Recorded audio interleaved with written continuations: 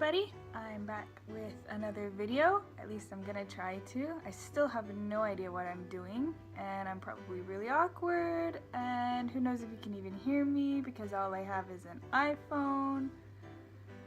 But yeah, here I am and I just wanted to give you an update. As a side note, I do live in a community house, so there may be noises or people. Who knows? It'll be an adventure! So here we go. I never did an update after I got back from Okinawa, which is actually about a month ago now. Sorry about that. Okinawa was amazing. If you didn't see any of my posts, you can check it out on my Facebook or my Instagram. There's a whole bunch of pictures and posts and really fun things. I ate a whole bunch of weird stuff. I ate pig's feet. There was the whole foot just on my plate, which was actually kind of difficult to figure out how to eat because I had chopsticks. While I can use chopsticks and I'm relatively decent with them, how do you get it off the foot? Anyway, I also ate lots of tropical fruit, which I had never really liked before. I've discovered I do like it if it's very fresh. No canned mango, pineapple, anything like that. Not so good. I had purple potato ice cream. I think there's a picture of that somewhere. So I ate lots of interesting things. I hung out with amazing people. The YWAM Okinawa team is really amazing. I was so blessed by them and blessed to be around them. It was kind of awkward and difficult at first because while I could understand a good portion of what was going on, my thinking time for my sentences was quite long.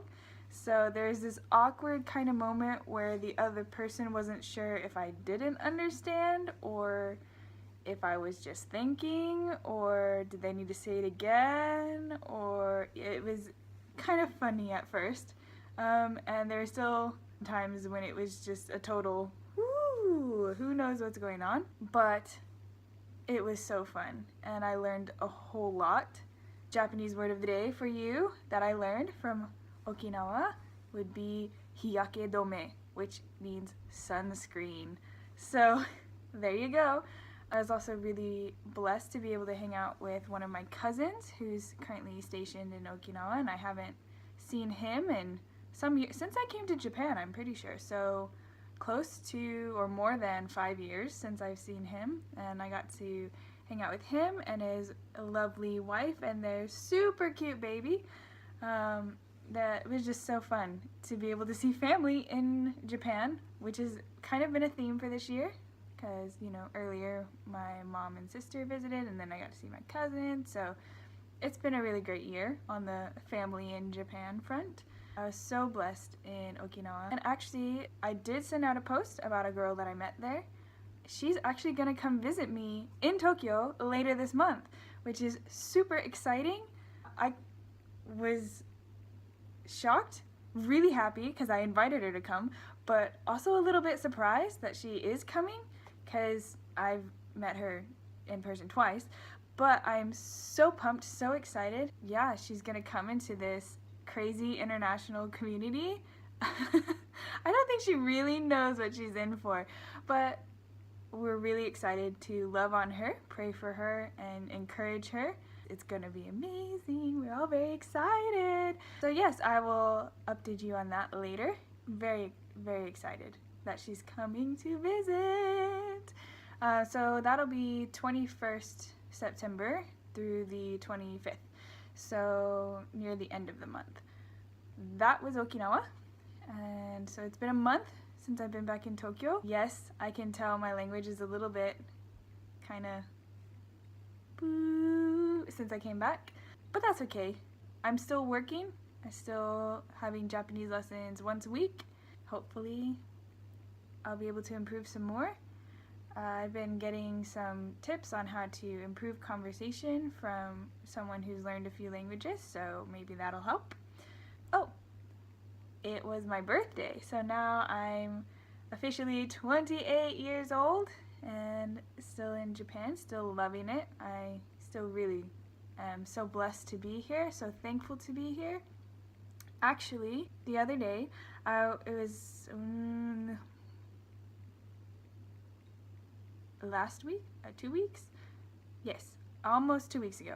It was a Tuesday night, and I went to a friend's house. He was just having a get together, and I didn't know everybody there, but I did know some. And one girl who arrived late, it's kind of funny because she recognized me right away, and so it was like, oh hi, it's been so long, how are you? And here I am going, oh, you're kind of familiar, but I don't really remember you.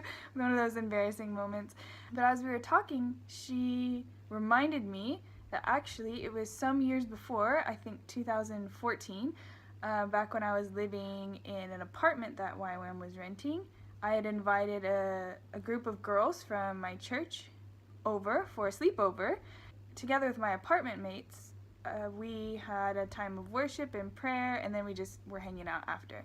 So in that time of worship and prayer, we prayed for a lot of the girls individually, and she was one of the ones that we got to pray for. At that time, she didn't really speak English, so it was my bilingual roommate who was praying for her. I had totally forgotten that we'd had that night, but I found out this Tuesday. She said, oh, you know, before I went to your house, I wasn't a Christian, but that night at your house, that was what made me want to be a Christian. And this was, 3 years ago, and I had no idea. It was so encouraging to me to hear that, I don't always get to see the fruit or whatever you want to call it of me being here right away. All I can do is try my best to be obedient and plant seeds where I can, but it was so encouraging to me to see that, me being here may have had an effect on her journey with the Lord, and it was just super encouraging to me, so I hope that's really encouraging to you as well. The past couple months have been so good, and I'm really excited for what's coming up. I don't really have like a clear laid out vision of or plan or schedule or anything of what's going on in the next few months.